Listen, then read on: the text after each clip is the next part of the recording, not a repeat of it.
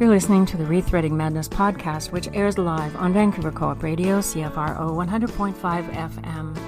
We are recorded and produced on the unceded traditional territories of the Squamish, Musqueam, and Tsleil-Waututh nations around Vancouver, BC.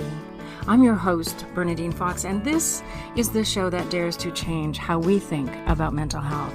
Welcome to our show. I've never been further, knowing what the hell I'm gonna do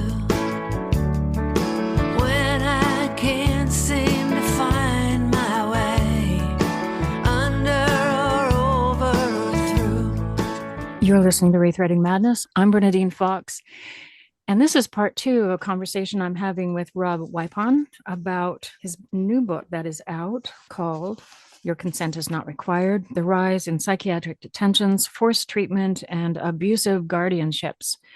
Welcome, Rob. Thank you. Nice to be here. If you were to give us a quick summary on what we talked about in the last program, what would you be saying? Well, we talked rather more broadly about sort of mental health issues, diagnoses, treatments more generally, and that's relevant for anyone to know. But what's particularly important about these issues, that diagnoses are a little bit ineffable and hard to define.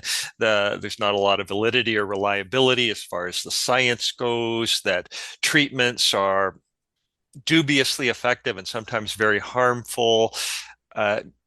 These elements are important for anyone to know. But what's crucial here is that because of this situation, more people are being forcibly treated. More people are getting detained in psychiatric hospitals because the latest numbers suggest that 80% of the population will at some point have a mental disorder. That's how broad these terms have become. So the vast majority of us will meet that step one criterion for getting locked up in a psychiatric hospital.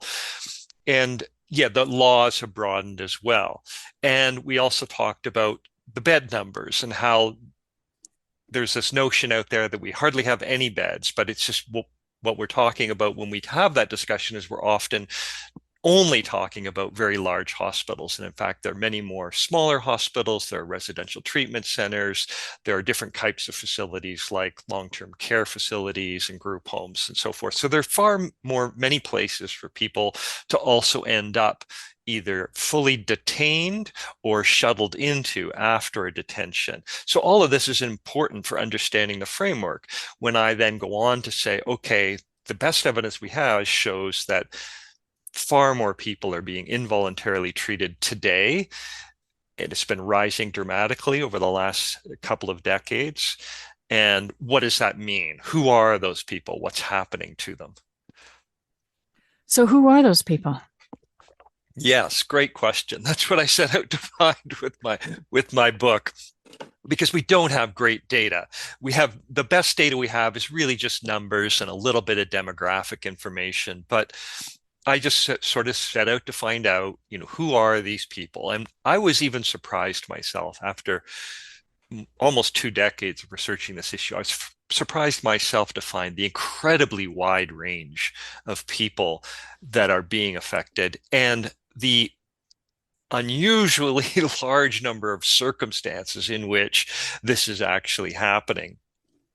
So just to kind of give a quick overview of some of the situations, the obvious ones that some people have heard about, that it's often used in homeless shelters and on the streets to detect certain types of people behaving in certain ways, and they may be shuttled into a prison situation or into a psychiatric detention, forced hospitalization of some kind. But it's also used in the school system to manage children who are misbehaving or illustrating stress of different kinds.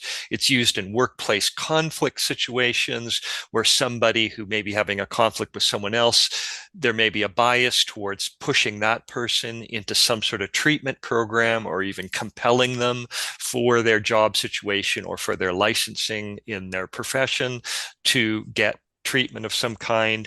It's widely used in nursing homes and long-term care facilities of different kinds where people are being forcibly treated. There's hotlines, mental health hotlines, the new 988 line that's coming out in Canada. It's already out in the United States. This is another way that people often get funneled into psychiatric detentions against their will. Family conflicts, the military, whistleblowers, I can go on. So, we can talk about some of Let's these not forget more. exes.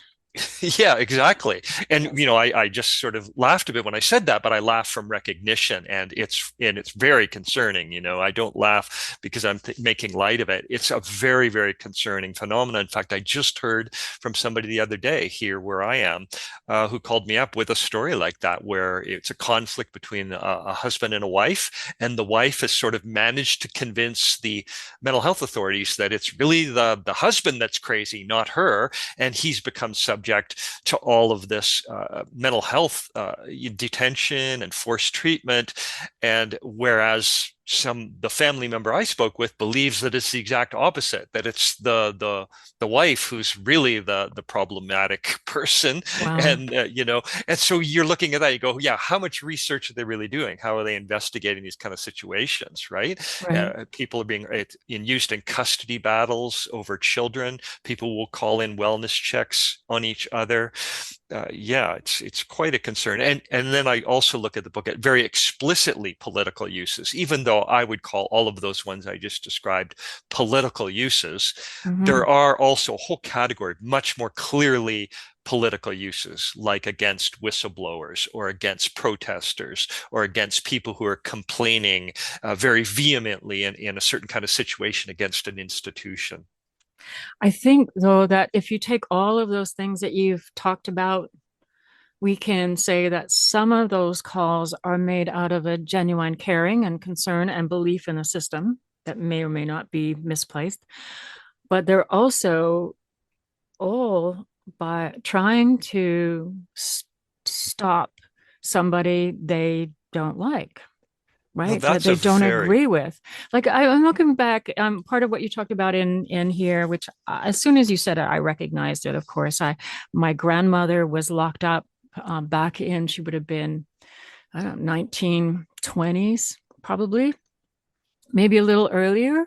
But I know back then women were locked up because their husbands got tired of them or didn't like them or were angry that they behaved in a certain way or didn't clean the house. And you mention it right there in this book.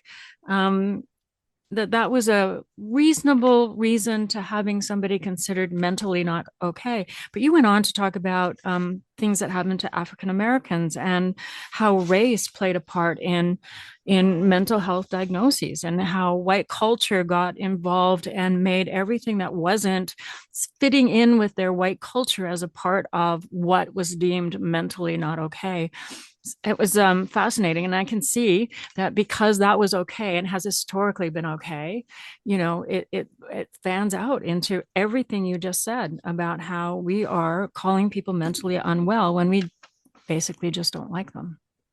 Yeah, yeah. Basically, almost any major prejudice that we can see in society, whether it's race-based, gender-based, sexuality-based, uh, class-based, against poor people, any of these dominant prejudices we see, they're Mm. they're also playing out in the mental health system right now, and it's not difficult to see that, such to the point that even the American Psychiatric Association recently issued a formal apology for their historical role in the oppression of Black and Indigenous and other people of color in the country, because they have been so prominent throughout, very explicitly so, and the documented history of the racism within psychiatry is extensive. And so they were apologizing for this, but even then, their own surveys were showing that their own members believed that the vast majority had seen racism still occurring today.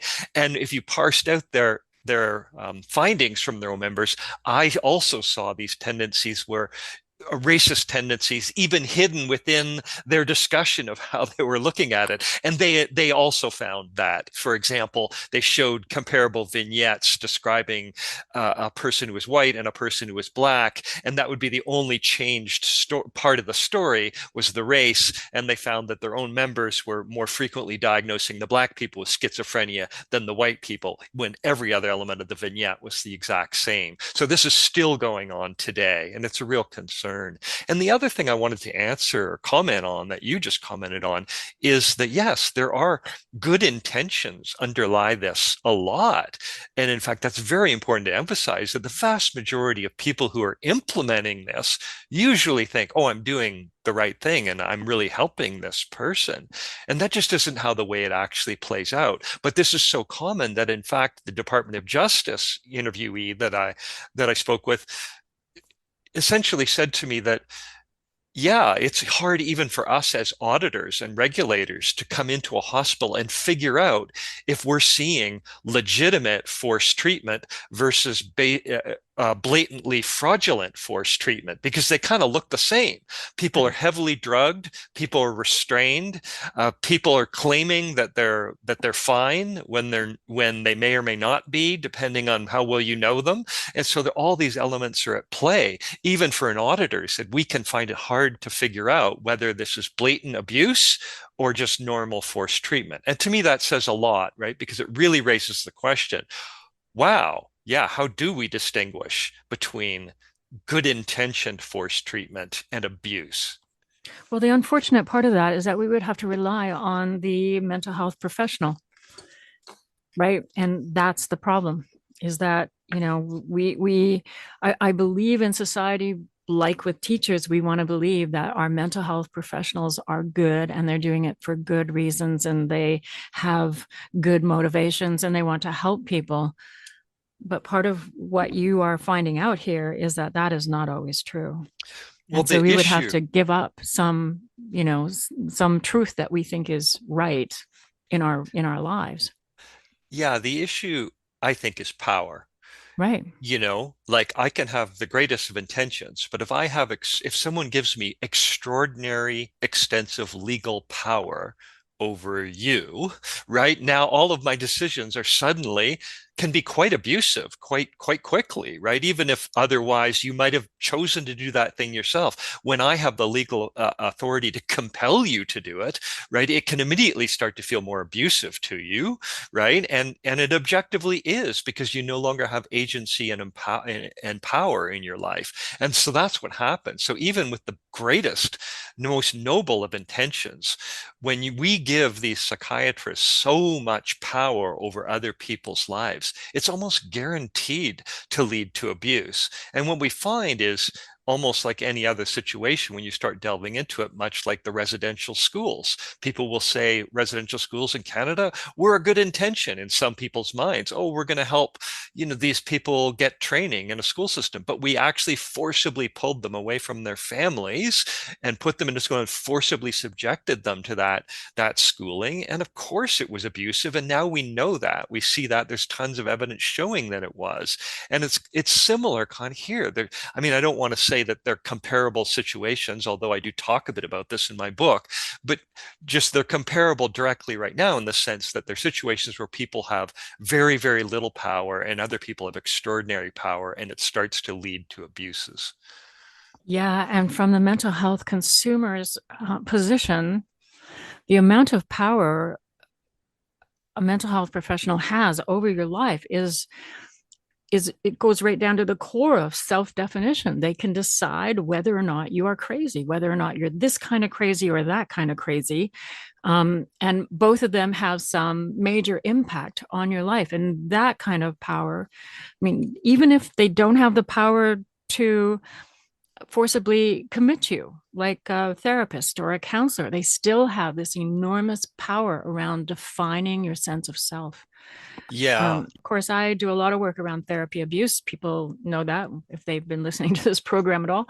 And of course, we see it play out there. Even somebody who's a clergy or a therapist, an RCC through the BC Association of Clinical Counselors, while they may not have the power to commit you, they have the ability to suggest to somebody else that you should be committed, and the professional authority to have their words be given credibility that you, as the mental health consumer, don't have. You automatically don't have when you're in relationship to a therapist. And so the kinds of abuses that happen there are profound. My own abusive therapist told me often that absolute power corrupts absolutely. And I think that aptly describes what you're talking about here. Rob, I cut you off when you were about to respond to what I was talking about, so I was hoping you could continue.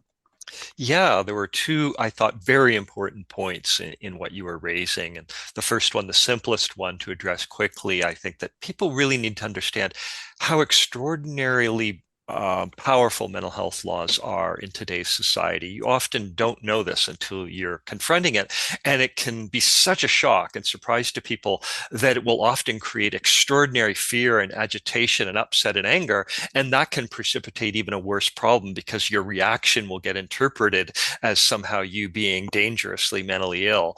And so what people need to understand is that these laws give very, very broad latitude to medical staff in a psychiatric hospital or some other facility where they're running it. So once you've been detained under a mental health law in Canada or the United States, very typically they have the power to control almost every aspect of your life, whether or not you're allowed any visitors, whether or not even if people are allowed to know you're in the hospital. They can control your right to communicate with the outside world. They can control just every little detail, whether or not you're allowed access to your electronic devices. It just goes on and on. Basically, almost anything, even though in principle there have been some precedent cases that went forth around some of these issues, and typically the courts would uphold your right to these things. Nevertheless, it always comes with a caveat, unless mental health professionals decides it's not good for your mental health. And so that's often what's done. They decide, oh, we don't think that your mother, your brother, your sister, whoever is good for your mental health. So we're not going to allow them to visit. We don't think you sitting, communicating all day with people in the outside world who might be riling you up about this or that is good for your mental health. So they cut you off. So they make, and then it gets to the point where they don't even rationalize it because they don't have to, because there's not a lot of oversight. So I think it's really important that people understand this extent and breadth of mental health laws and how people can kind of control other people's lives through them. And again, it can all be done with the best of intentions, but you can well imagine that for almost anyone who experiences them, they can feel very, very abusive. And the other piece of what you just talked about is therapy abuse.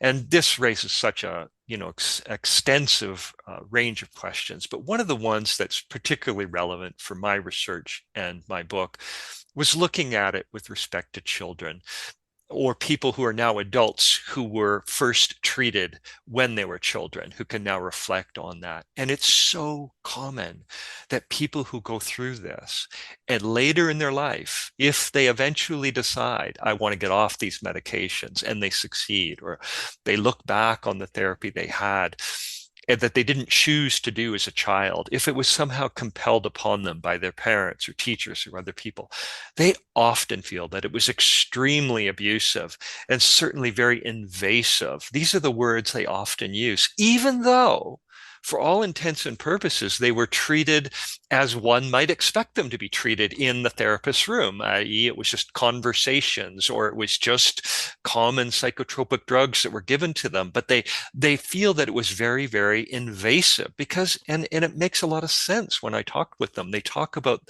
the sense of, that they had no privacy anymore, that every insecurity they had to be shared with the therapist.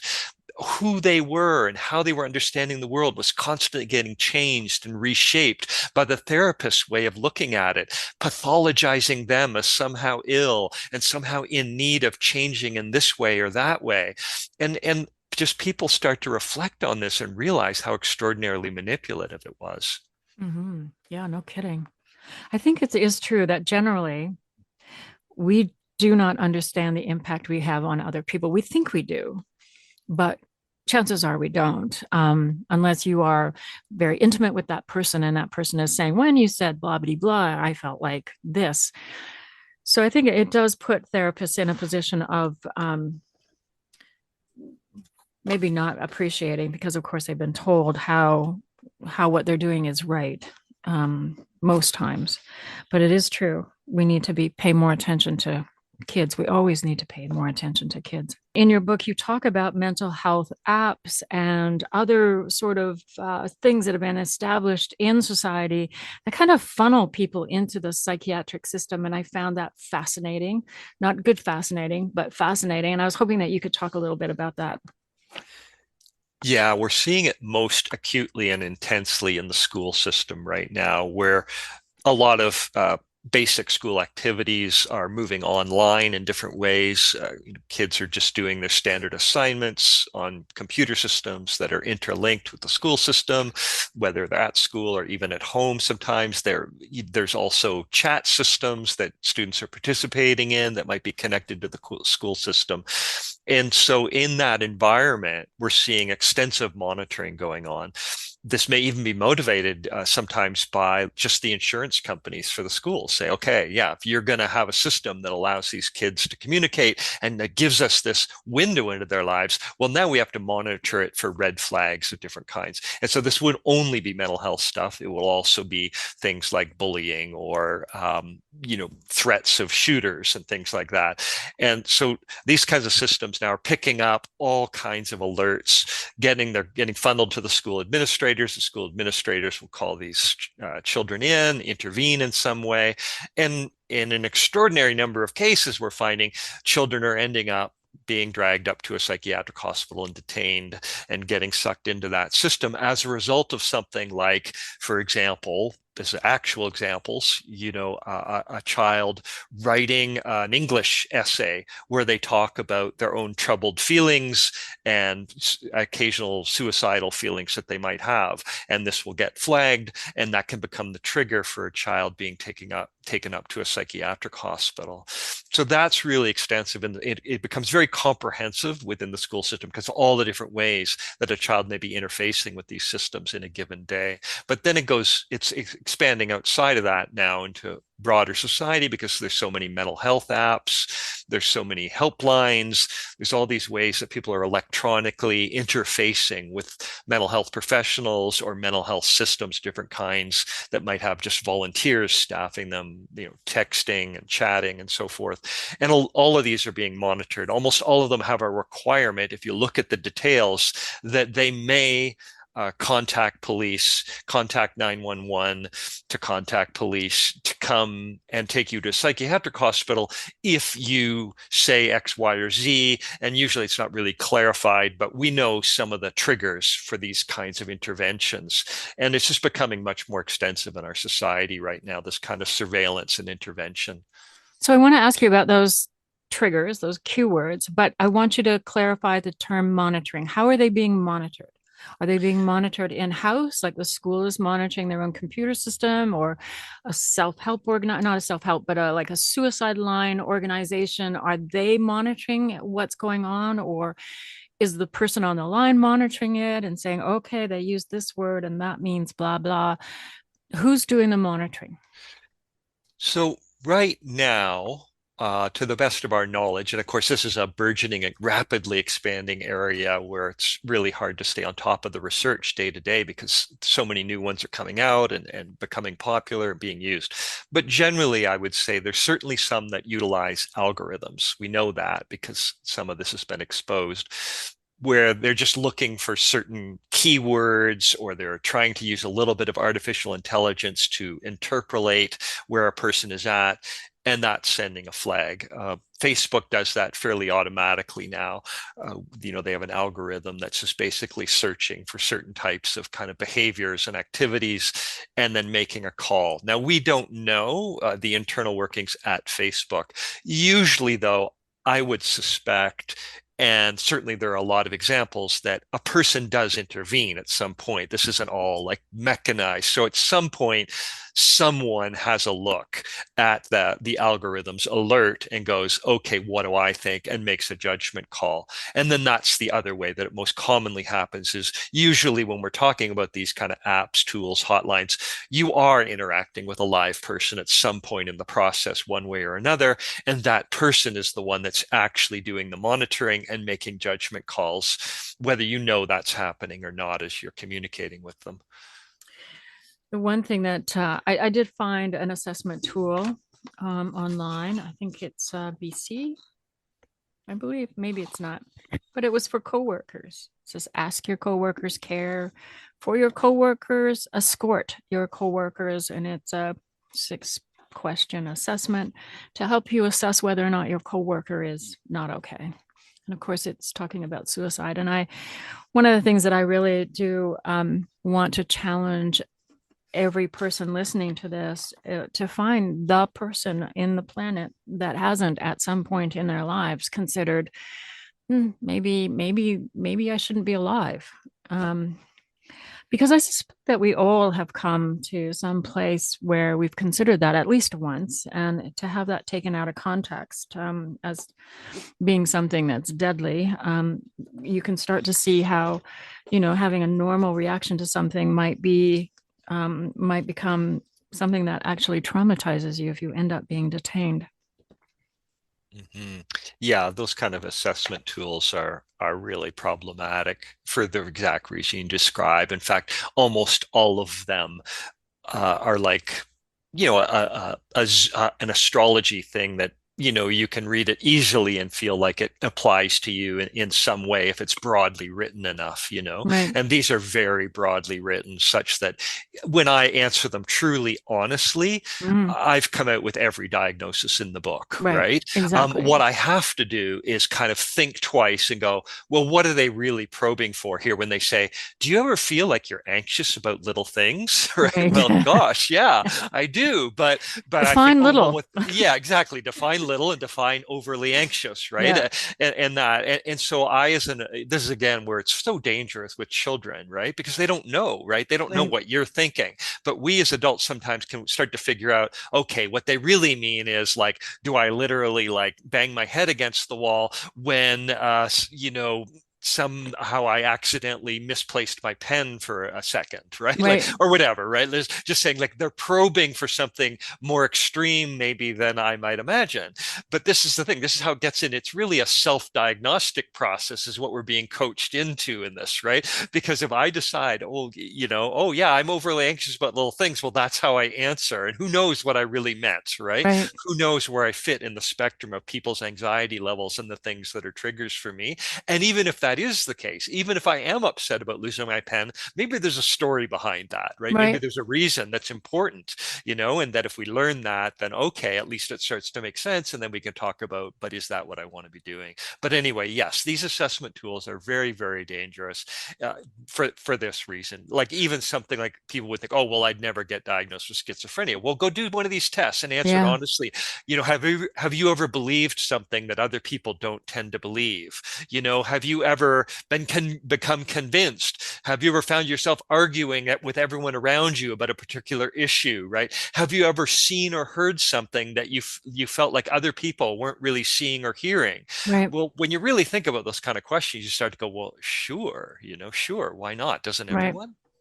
Well, and also the other thing is, who is the person asking the questions, and what frame of mind or perception or perspective do they have on whatever they're asking? And so you and I exist in white culture, and we come to the world with that perspective. But if you're indigenous or a person of color, you may come with a very, very different cultural understanding of things. And you do address that in this book, in terms of people who are people of color, whether they're indigenous or black, that their cultural norms are sometimes categorized as being part of a psychiatric illness. Yeah, an excellent example of that from the book is Louise is the name we gave her. Yeah, she talks about how when she was hospitalized, one of the beliefs from her cultural background was that when you're not feeling well, when you're really stressed out, when you're upset, that there's energy that kind of comes out of your body, and it particularly comes out through your head.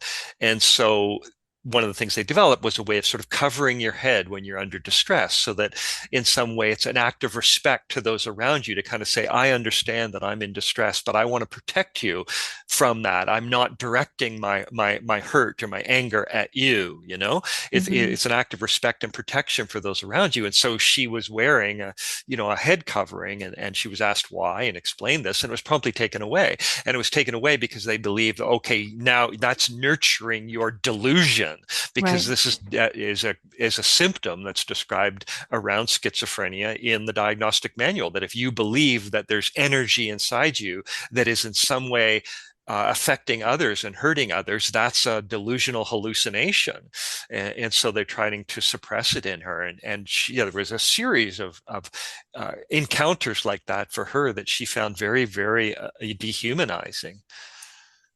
And just yeah, dehumanizing, but also very distressing. And like I know from the indigenous community that I'm connected to, they absolutely believe in past lives, and they believe in spirits, and they believe that the spirits of people who have passed on will come and they will talk to you, they will interact with you. But if you were somebody in a psych ward saying, there was a spirit here and they were saying blah, blah, blah, whatever it is, which is completely normal within their culture and accepted and understood as real, the people in the psych department are going to think, well, I'm going to guess schizophrenic, right? Yeah, I mean, ostensibly they're getting training now not to do that. There's certainly some greater cultural awareness of these ideas than there was in the mainstream psychiatric profession 10 or 20 years ago. Nevertheless, everyone I spoke with said, yeah, well, they get the training, but the reality is they're just making these judgment calls in the moment, and it is unclear what the difference is between a person who's supposedly hearing voices and is just crazy, and a person who's supposedly hearing voices and is not, and it's Right, part of their culture frame of reference. Well, there's no right, real way to make that right. differentiation, and so it creates a crisis within the psychiatric profession to Yeah, confront this honestly and say, yeah, how do we know, like, when is that legitimate versus not? And so they haven't confronted that. That's the problem, and so yeah, no real change is occurring, no. unfortunately. You're listening to ReThreading Madness. I'm Bernadine Fox, speaking with Rob Wipond about his new book that's out, Your Consent is Not Required: The Rise of Psychiatric Detentions, Enforced Treatment and Abusive Guardianships. I just want to clarify something, that hearing voices is not always defined as crazy. I know people who have dissociative identities, their internal alters talk to them all the time. And I wouldn't consider that crazy. I No. understand. Yeah, me Yeah. neither. Me neither. Let's Okay. emphasize that for sure. In Yes. fact, I don't even like the term mentally ill. Me either. I use crazy usually in a very loving and affectionate way. Right. That term. That's why I kind of prefer that term overall, because it's like, oh, Right. that's like crazy fun. That's great. It's like Yeah. just something that's sort of not confined to the normal sense of rationality. Yeah. But yeah, no, absolutely. And I hope I didn't give that impression. Like I think if anything, what I try to address in the book is this notion that we're all over the map. This is so unscientific, everything, and it's just everybody's labeling everybody else these I days, know. right? It's It's actually crazy. becoming more prevalent rather than less so, right? Like, Yeah. I yeah. agree. I agree. It's actually a bit scary how much we're normalizing some of these words. Yeah, and I also really strongly, I do talk about it in the book, the what Stan Groff is referred to as non-ordinary experiences, Oh, right? And I like that. the therapeutic potential, in fact, of these kinds of spiritual and other ways of viewing and experiencing life in the world. And yeah, I feel very much great affinity with that kind of view Right. overall. And I think that's really But that does what come through in what you're talking about. yeah, I was going Yeah. to say that. Like, I feel like that's what's drawn me to Yeah. writing about this in part. Like, I really, really feel great. Like I relate to, I don't even know how to word. It's not even compassion for. It's more like I just feel like, oh, that could be me so easily. I could so easily get it labeled and defined in that way. I could have been locked up, that I just feel that great affinity with so many of the people that I've interviewed who've been through this experience. Yes. Yeah, I mean, for the grace of God, there go I, is something that goes through my mind all the time. You mentioned in the book how psychiatric detention and the psychiatric field really is used as is weaponized against political parties. Can you talk a little bit about what you found? Yeah, I kind of cover, you almost might say, two sort of frameworks around this. One is institutional management. So I found that there were all sorts of different types of institutions, like uh, we've already talked about some of them. Some of the ones we haven't talked about yet would be like airports, the whole entire airport structure. Like, oh, I talked with people who got into arguments with airport staff in some way. Security shows up and decides, we don't think that whatever you're complaining about is worth it, or we think you've crossed some appropriate line here in your behavior, and we're going to take you to the psychiatric hospital. Because in some instances, that can be an easier process for them than actually trying to charge you with a crime of some kind, taking you to the police, right? So there were this kind of institutional management elements, nursing homes being a really well-known one in our society, where forced treatment of different kinds is regularly used to keep behaviors under control. So there's that grouping. And then I'd say much more, even more explicitly political uses of it. And one of the most clear ones I found was use against whistleblowers. And in this case, I interviewed Tom Devine, a legal director for the Government Accountability Project in the United States. And he basically said, yeah, getting people forced into psychiatric evaluations and sometimes locked up in psychiatric hospitals against their will is a bread and butter tactic. That was the term he used, a bread and butter tactic used to target whistleblowers. So who's targeting the whistleblowers? I just want to be clear about that. Like, and I want to say why, but of course that sounds like a ridiculous question. But like, what kind of examples is this based So, on? yeah, it was interesting. I went back. It was Tom that kind of directed me to have a look, and I was amazed to discover that this is not news, really. If people had looked into it a little more before me, like I was surprised at the lack of coverage. So, for example, going back as far to 1989, the Whistleblower Protection Act hearings before the House Armed Services Committee in the United States was a parade of people who were working in the military who said that this tactic was used against them constantly as whistleblowers. So when they were trying to reveal things that might implicate their own commanding officers or other people in the hierarchy of command, that this was a common tactic to get the person locked up in a psychiatric hospital, and this would immediately discredit them, right? Oh, you've been locked up in a psychiatric, you have this diagnosis, you've been locked up, right? It was an amazingly effective tactic for discrediting people, and that there was extensive testimony about this, and then I looked at other instances of it coming up to today. One of the more prominent ones that did hit the news and was extensively covered, and there's an entire book about it, was Adrian Schoolcraft, a police officer in the New York Police Department. This is relatively recently, within the last 10 years. So he was disclosing about corruption within the New York Police Department. And so his fellow officers got him locked up in a psychiatric hospital. They trumped up a story doing a wellness check at his home. He had recorded the entire interaction, so he had lots of evidence to show how abusive and intentional this was. And they took him to a psychiatric hospital, locked him up, and they just sold a story to the psychiatrist there. And of course, they're looking at Adrian, the one lone officer, saying they're all against me, and they're Right. interpreting that as paranoia because they have a bunch of esteemed other police officers saying, oh, he did this, he did that, he was acting so crazy, blah, blah, blah, blah, blah, basically spinning untruths to these psychiatrists. And so he ended up detained for about 6 days, now diagnosed with some paranoid schizophrenia of some kind, with enormous discrediting effect. Unlike many other people that this has happened to, in his case, he had been making documentation for months beforehand of all of his accusations. And he started to leak those to the press, and he was ultimately vindicated and won lawsuits. But that's an example of what can happen. And that's what I found is it's most commonly in agencies like police and the armed forces, because they already know how easy it is to get somebody locked up. But I also found examples with the U.S. Department of Agriculture, other government institutions, and this is so common that, in fact, government finally did pass a law trying to prevent it, saying that when a person is doing whistleblowing within an organization, it's now been declared illegal for you to try to get them forced into a psychiatric evaluation. It's so common that Congress and the Senate passed this law to try to stop it. But the government accountability. Did they do that in Canada? Sorry. They have not done it in Canada. Okay. My understanding from talking with experts here was that it's not as common, but it's not a nice reason why it's not as common. I do interview someone that happened to in my book, but it seems to be not as common in Canada because we have no whistleblower protections. Our whistleblower protections are terrible. And so everyone told me, oh, they don't need to do that because they can discredit you so many other ways that are just so much easier still.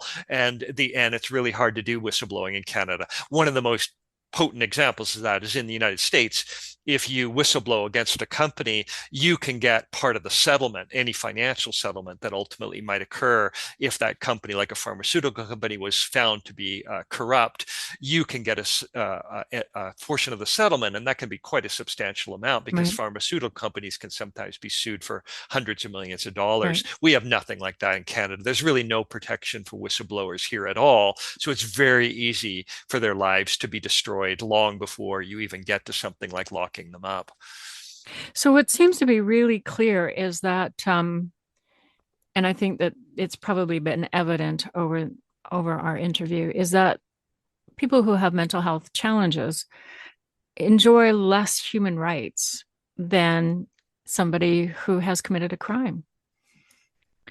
Yeah, because if that was true, I mean, if it wasn't true, then the police would be setting this guy up to have, being found with a bunch of drugs instead of sending him off to the psych ward. So really, we have a situation where mental health consumers have little to no credibility.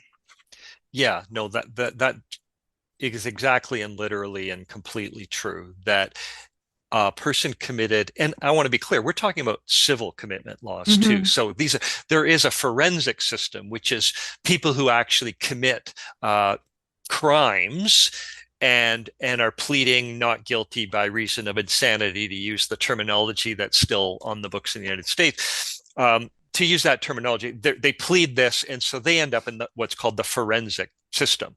Right. We're talking about civil situations, so just ordinary people who are not criminals in any way, whose behavior is not criminal necessarily at all, not violent.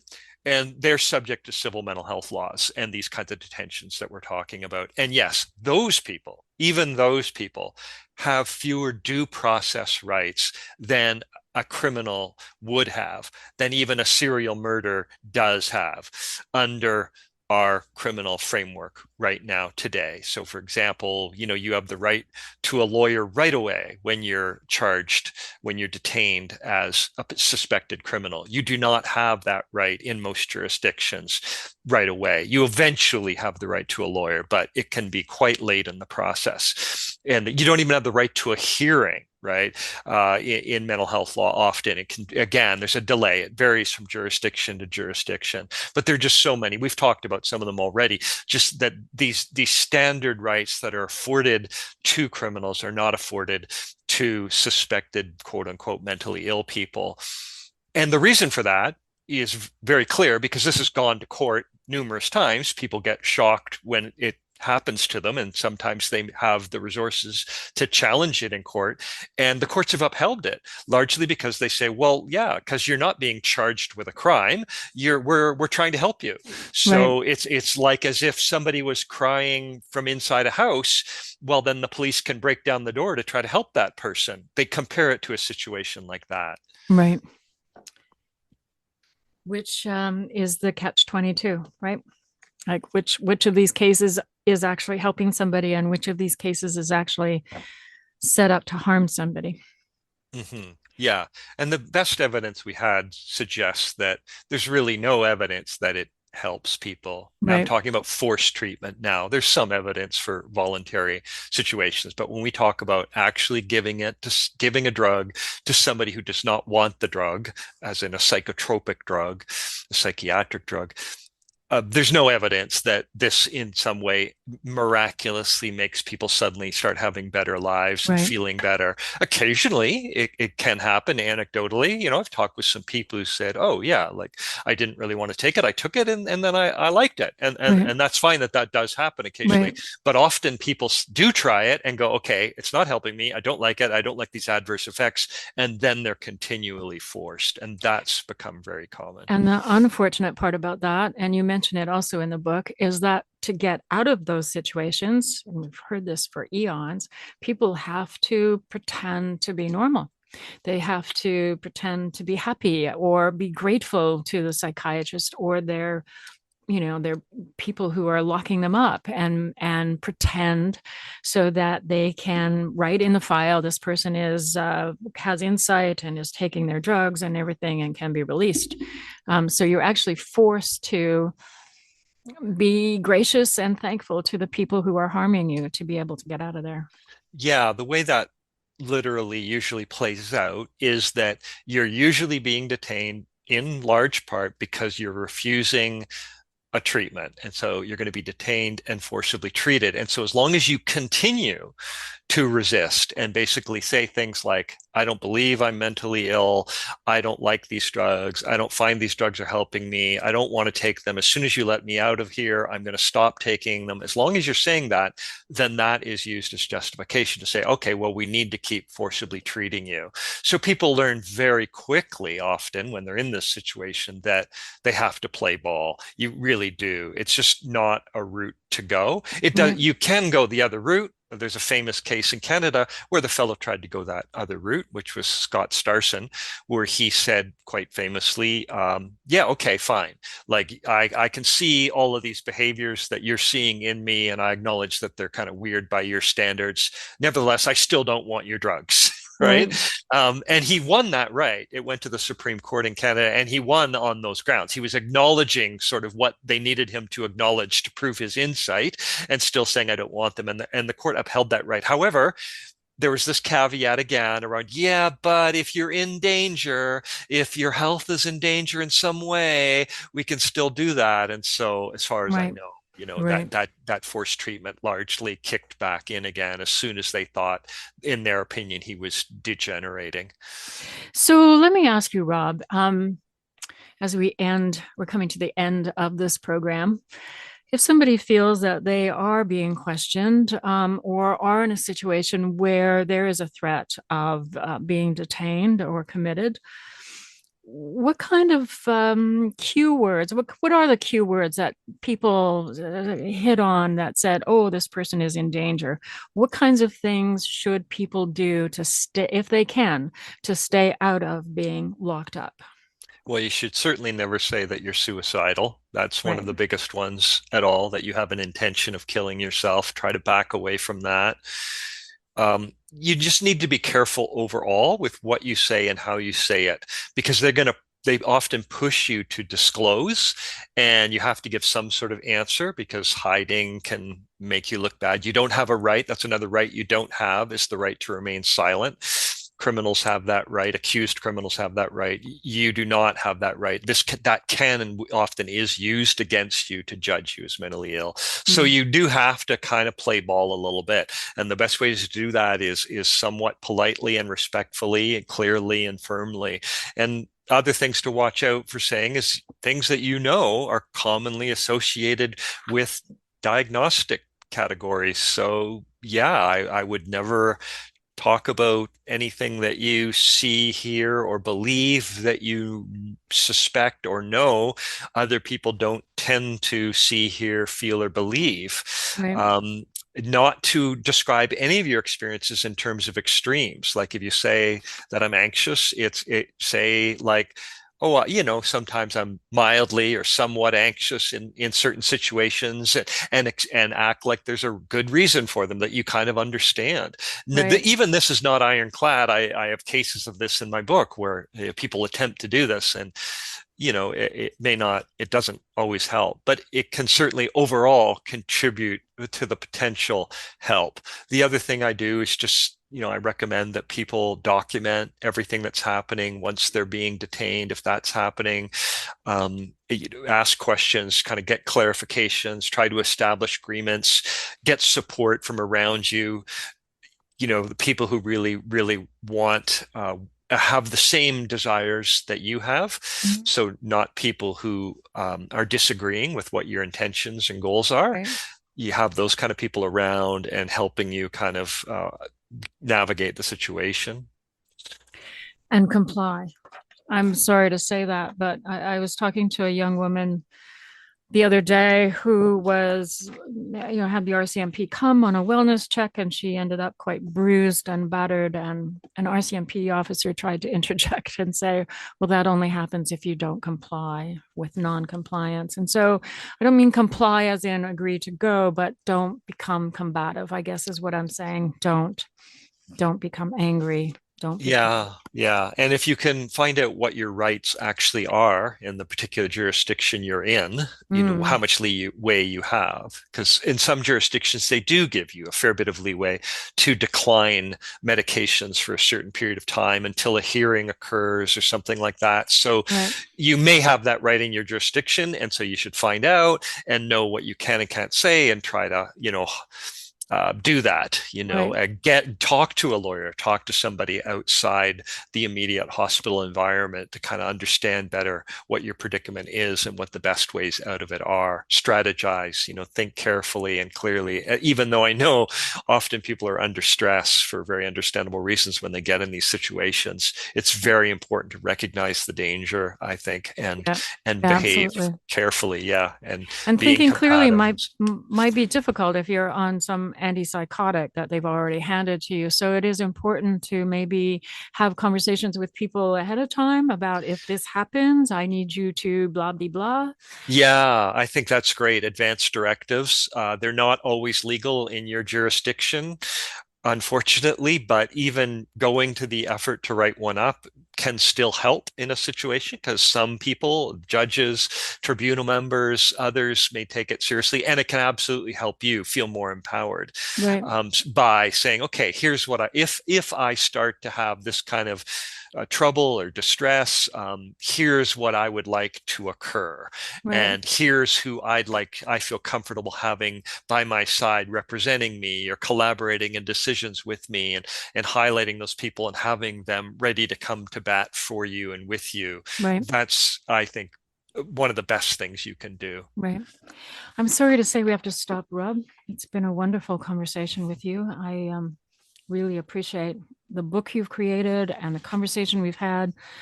I think it's going to have a profound impact in many people's lives. So thank you very much. Thank you. Great conversation. You're listening to ReThreading Madness. I'm Bernadine Fox, and I've been chatting with Rob Wipond, author of Your Consent is Not Required: The Rise in Psychiatric Detentions, Forced Treatment, and Abusive Guardianships.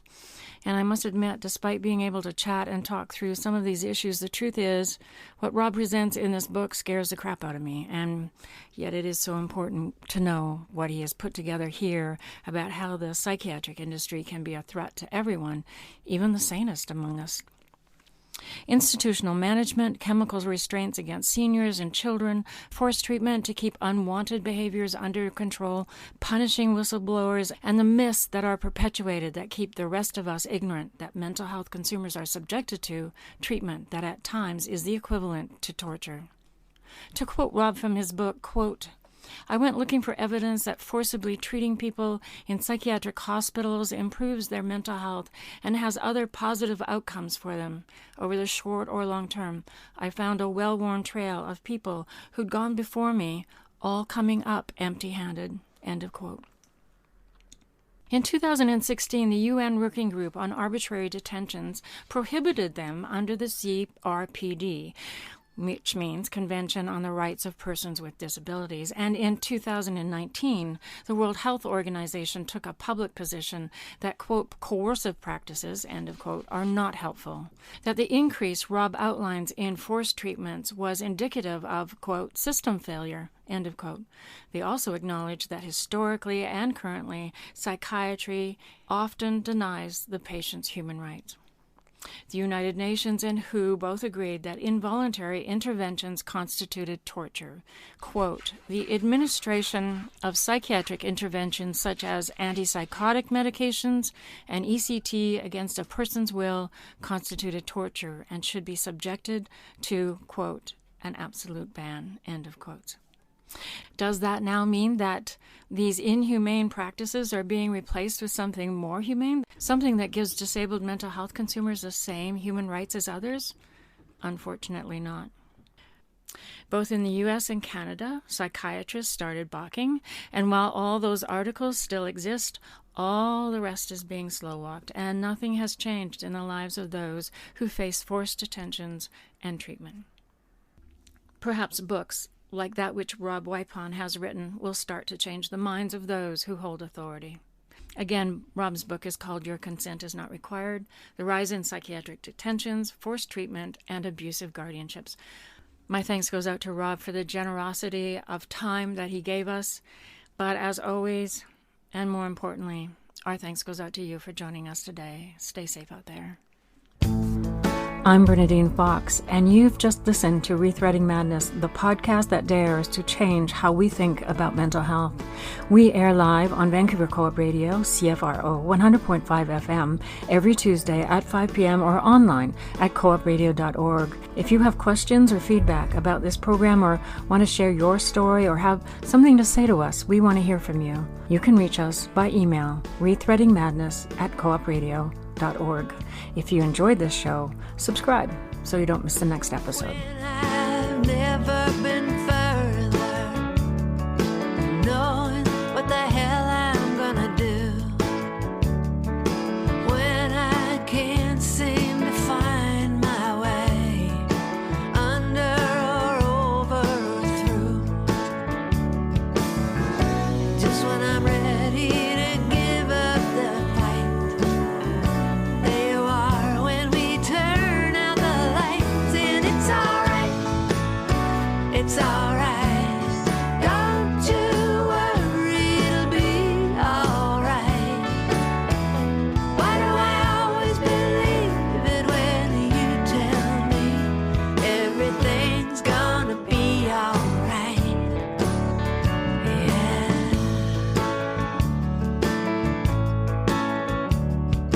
Why don't I wonder how you know? Well, surely you don't have all of the facts. You could be just making it up. Why don't I ever think of that?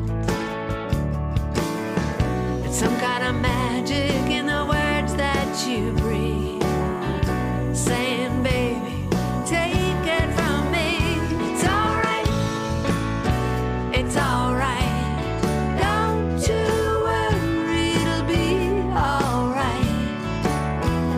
Why do I always believe it when you tell me everything's gonna be alright?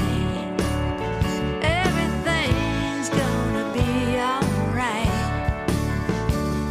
With anyone else, it's such a cliche, just words people say to be nice. Or somehow in